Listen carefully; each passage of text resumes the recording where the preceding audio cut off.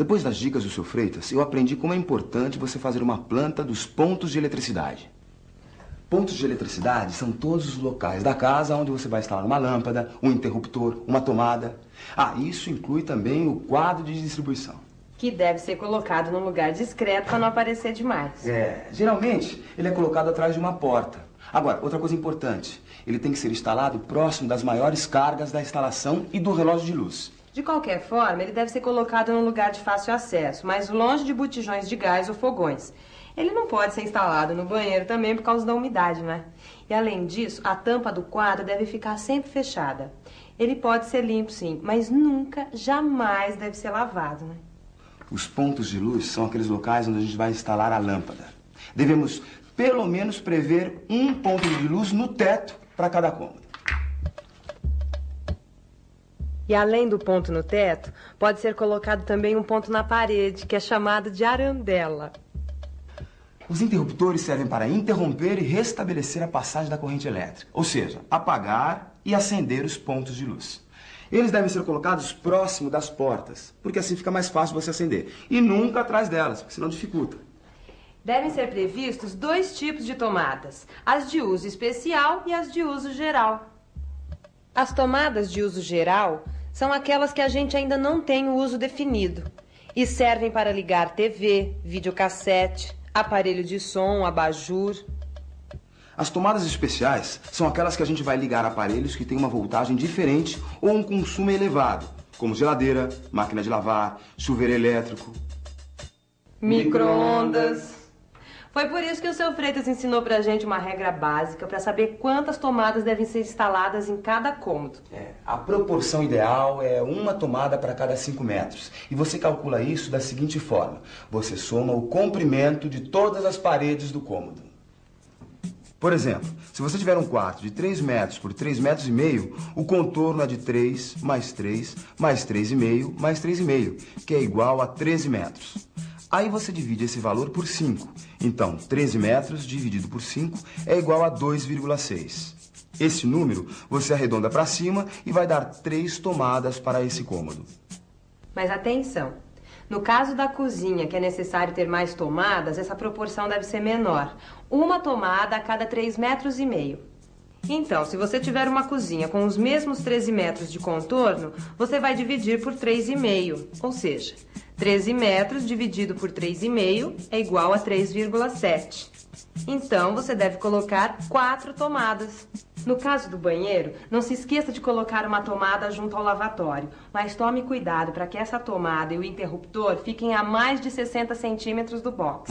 Outra coisa importante é você adotar um padrão de altura na colocação dos diversos pontos de eletricidade. Isso vai facilitar a sua obra, porque você coloca os pontos todos na mesma fiada de blocos. Ai, depois fica tão bonito depois de pronto. Mas para isso existe uma tabela, e essa tabela é a seguinte. As tomadas baixas, de uso geral, devem ser colocadas a 30 centímetros do piso. As tomadas médias, como as do lavatório, do banheiro, da geladeira, do liquidificador, da máquina de lavar, do freezer, da campainha da rua, do micro-ondas, devem ser colocadas a 130 centímetros do piso. As tomadas altas, no caso do chuveiro elétrico, devem ser colocadas no mínimo a 225 centímetros do piso. Os interruptores devem ser colocados a 130 centímetros do piso. E as arandelas devem ser colocadas a 190 centímetros do piso. O próximo passo é fazer uma planta da casa com todos os pontos de eletricidade. Essa etapa é necessária, mesmo que você contrate um eletricista. Porque você precisa dizer para ele o que você quer que ele faça exatamente. Você não coloca um ponto no meio do cômodo e meia dúzia de tomada? Para você fazer uma planta dos pontos de eletricidade, você tira uma cópia da planta da casa e desenha em cima os lugares onde você quer instalar esses pontos e eletrodutos.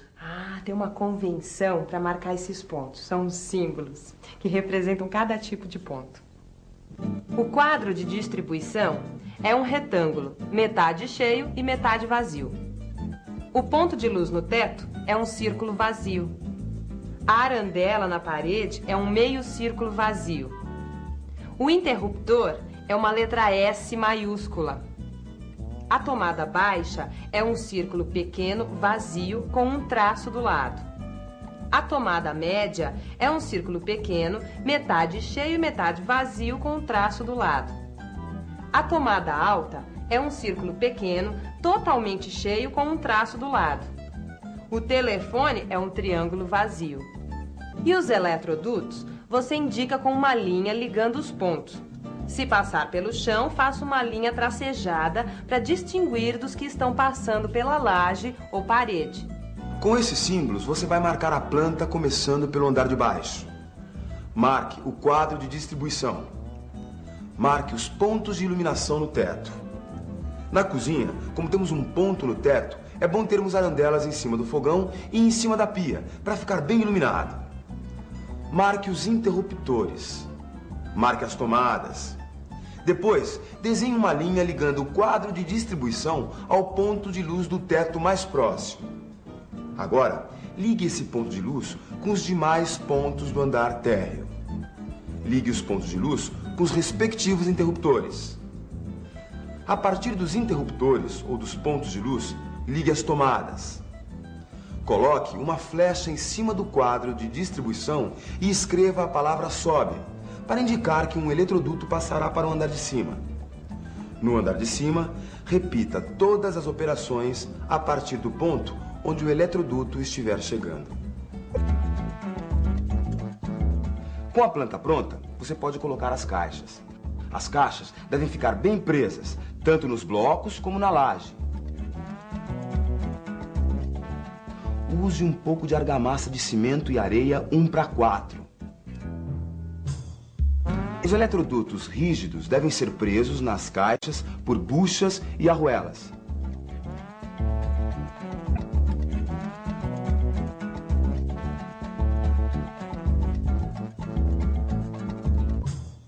Os eletrodutos flexíveis passarão dentro da parte oca dos blocos e os rígidos ficarão concretados na laje.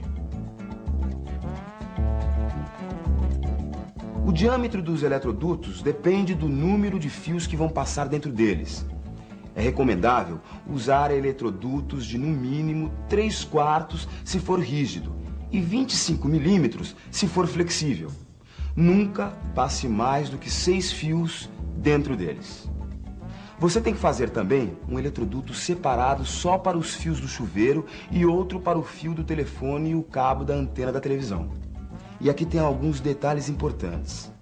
O eletroduto que sai da caixa deve ter uma ponta sobrando acima da laje para continuar a instalação no andar de cima.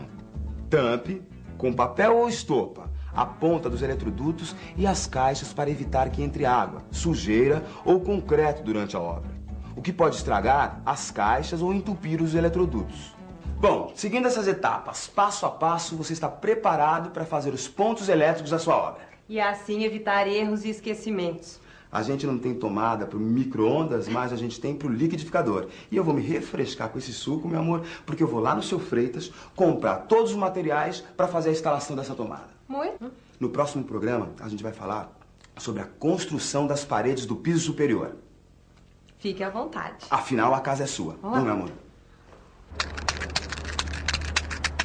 Aí reforcei a casa embaixo, muito reforçado. Aí, primeiramente, eu fiz minha escada e subi para cima. Deixei tudo certinho para poder construir em cima. As paredes você tem que levantar o mesmo padrão que foi feito de baixo. Tem que acompanhar o aprumamento de baixo. E vai até em cima. Padrão, né? Olha, a prioridade minha é minha família, certo? Eu acho que não só minha, mas de todos, né?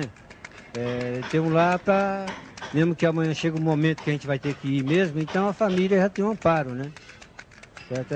O meu objetivo é esse, né? Porque, veja bem, às vezes você tem oportunidade na vida, você deixa passar. Vai deixando passar, então chega um momento que você fala, vou ter que agarrar essa, porque se eu soltar essa, nunca mais. Eu vou para debaixo da ponte, né?